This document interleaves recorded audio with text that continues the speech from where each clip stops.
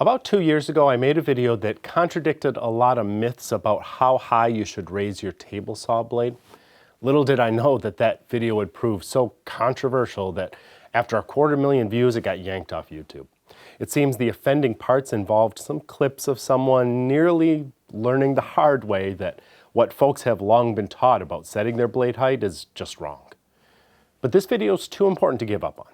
So I altered that original 2-year-old video just enough to keep it on YouTube so I can still teach an important lesson that will not only make you a safer woodworker, but a better one.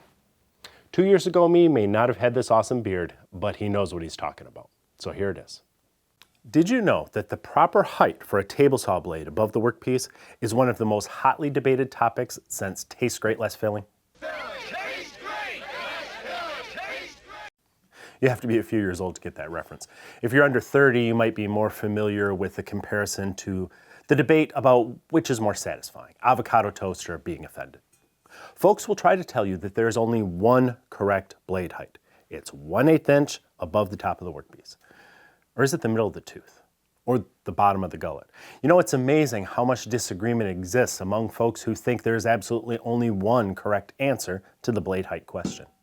That's because it's a more complex issue than many people think, maybe even you. So for the next couple minutes, I ask you to keep an open mind as I explain to you how you might have been wrong your entire life. Put simply, the table saw blade's proper height depends on what you're cutting, how you're cutting it, and how many of your fingers you're willing to sacrifice in that process. Some folks say the distance between the top of the board and the top of the blade teeth should be equal to how deeply you're willing to be cut. They reason that if the teeth barely break the surface of the wood, your hand is far less likely to come into contact with those teeth should something go wrong, like a workpiece kicking back or pulling your hand toward the blade. But others point out that the lower a blade is set, the more the teeth will push the wood back toward you, as opposed to the teeth of a fully raised blade, which are pushing almost directly upward at the back and downward at the front. For this reason, they claim that a higher blade is less likely to cause kickback. Now, in theory, that argument makes sense, but in actual practice, the most common and dangerous type of kickback occurs when the back teeth of the blade lift the workpiece up and pull it and possibly your hand on top of the blade itself. The back teeth of a fully raised blade can still do that, and when they do, there could be a lot more of them above the table to cut you. Of course, that assumes you aren't using your blade guard. If you're using a blade guard, as you should be, your fingers will be protected no matter how high the blade is. And the splitter behind the blade will protect you from kickback, leaving you free to raise the blade to whatever height produces the best cut. So how does blade height affect cut quality? Well, the lower the blade is set, the more of the teeth are in the kerf at any given time. And the lower the angle at which those teeth contact the board, creating a less aggressive cut that requires a slower feed rate in some materials. This all adds up to more friction and heat and potentially more scorching on your workpiece. Raising the blade reduces the number of teeth inside the kerf during the cut, and those teeth now strike the wood at a more aggressive downward angle, which may cut some materials faster and reduce heat buildup and scorching.